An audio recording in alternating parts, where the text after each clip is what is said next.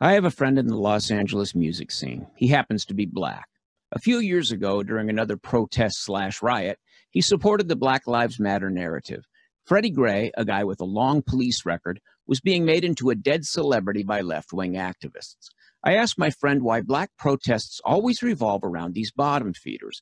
I said, why present these petty criminals as being typical of black men in general? I mean, we have our share of white fuck-ups who get killed by cops, but we don't paint murals in their honor. Black Lives Matter does. Let me be frank. The American left controls the thinking of many black Americans through the media.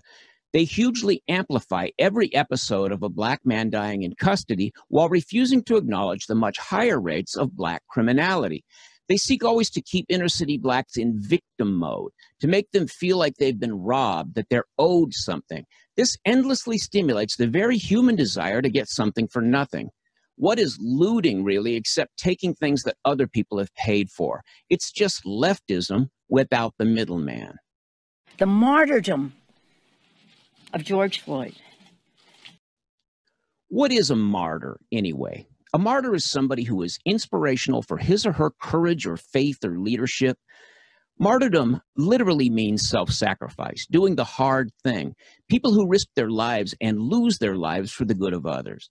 Michael Brown and Freddie Gray and Eric Garner and George Floyd may very well have been good people in some ways, and they may have died unjustly, but they didn't die advancing the cause of goodness. They died tangling with the law while breaking the law for short-term personal gain. That's pretty much the opposite of martyrdom. Martin Luther King was not perfect, but he did die advancing the cause of goodness. He is a legitimate martyr. Redefining martyrdom downward. That has been one of Black Lives Matter's primary tactics. Every time you legitimize a criminal, you lower the standards for everybody. In order to be like Dr. King, you'd have to really reach, find something great inside yourself. But a kid today saying he wants to be like George Floyd, no offense intended toward Floyd's family, but that's a pretty low bar. This is George Floyd's police record. I count 9. That's one less than Freddie Gray, but we're not exactly in pillar of the community territory. Look, I myself was arrested a few times when I was young and stupid. I got knocked around pretty good by the cops once, too. If I had died in that encounter, my family would have mourned me. My friends would have missed me. But society would not have lost very much.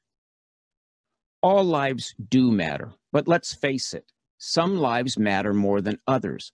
A person who contributes greatly to their community is more important than a person who contributes very little.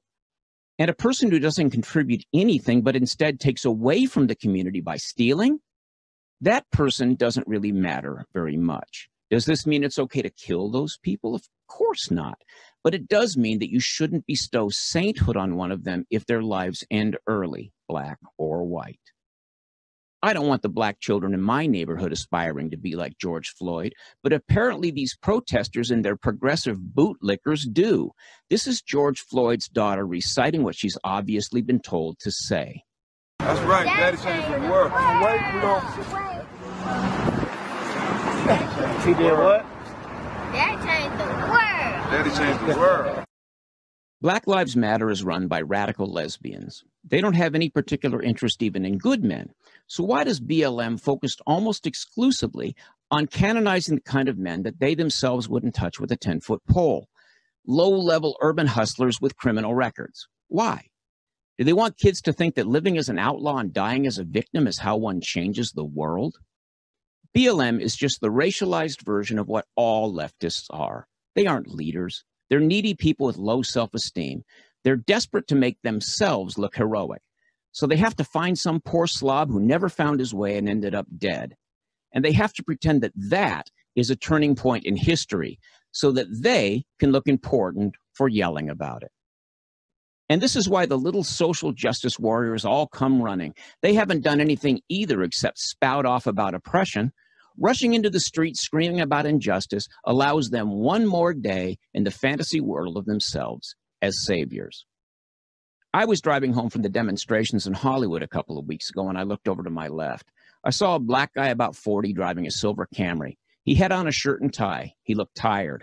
probably coming home from a long, frustrating day of trying to get ahead in the real world, where people have to suit up and show up every damn day to provide for their families. Just a few blocks to the south, white social justice idiots were joined up with black social justice idiots demanding payback for a guy who once invaded a pregnant woman's home and stole her stuff, while an accomplice pistol whipped her in the face. All across town on that warm spring night, fatherless boys with heads full of gutter rap music were torching police cars and ransacking the businesses of people who get up every blessed morning and contribute. That ordinary guy in the 10-year-old sedan on his way home to his kids is twice the man that George Floyd was, 10 times the man. Where are his murals? Where are the T-shirts with his face on them? And what the hell is wrong with us that we pay a second's lip service to any of this BLM bullshit? What has Black Lives Matter done to make a better world? Nothing. All they've done is incite bitterness, violence, murder, and massive property damage. All they've done is scream fire in a crowded theater. They shouldn't be getting rich on the guilt offerings of enormous companies. They should be going to jail. And they should take about 25% of all Democrats with them. I like to let juries decide these things, but Derek Chauvin was almost certainly wrong to pin George Floyd down with a knee to his neck.